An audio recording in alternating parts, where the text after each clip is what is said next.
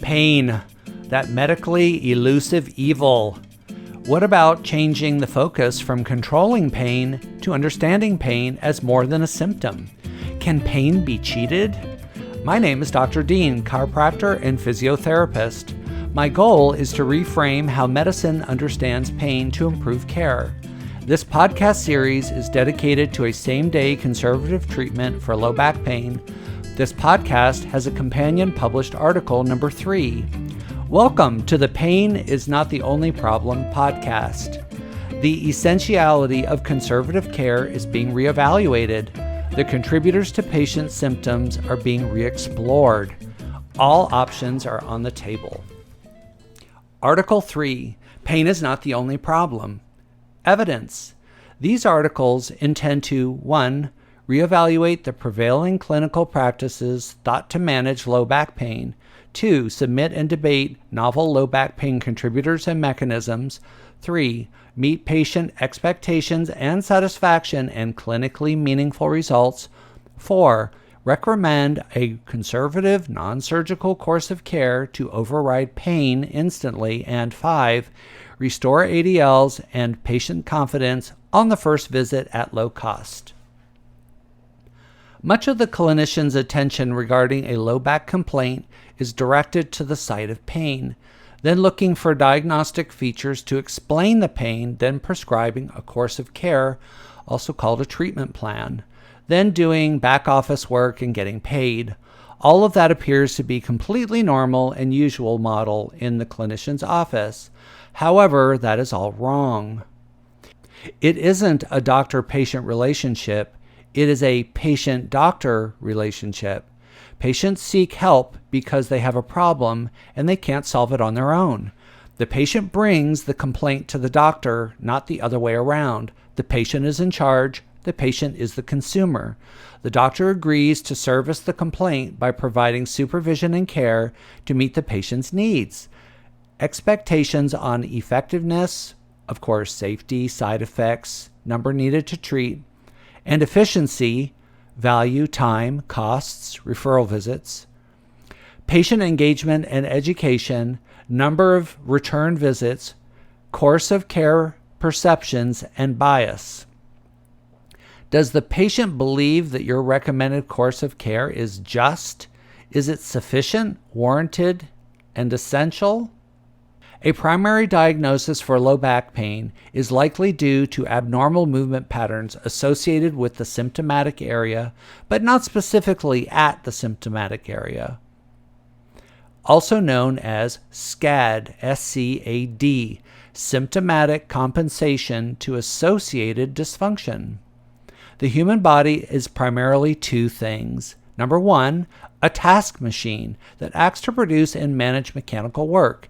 And 2, a chemistry machine that acts to manage myriad reactions of decomposition, synthesis, combustion, etc. in order to help the task machine function.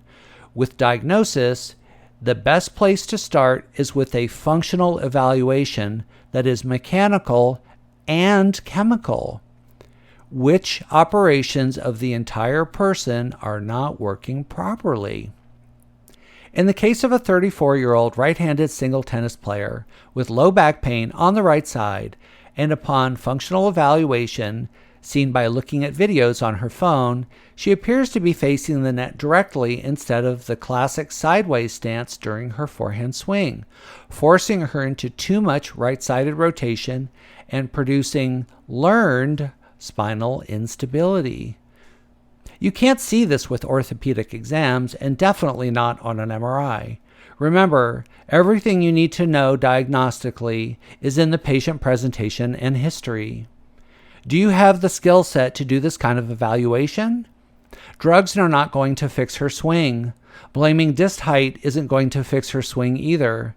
Correcting the swing fixes her swing and begins to address her back pain, since there may be other factors involved with her swing, her stance, and other problems. And in all cases, drugs will never prevent re-exacerbation.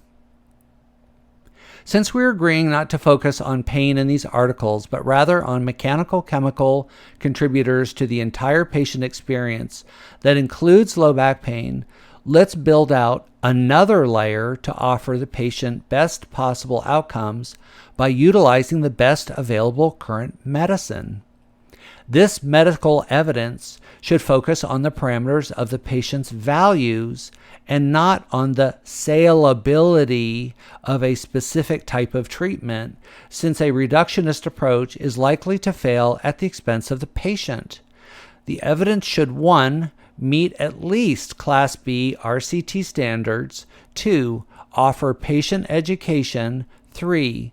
Be based primarily on an at-home or remotely supervised active care, 4. Encourage patient accountability, and 5.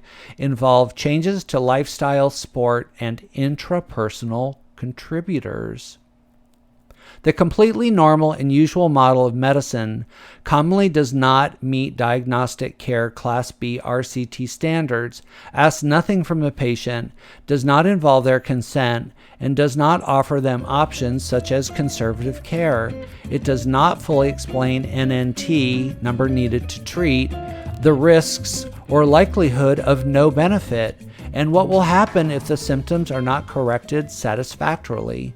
The completely normal and usual model of medicine does not respect the waste of patient time and expense, delays in meeting patient expectations, and prescribing without asking and respecting patient values.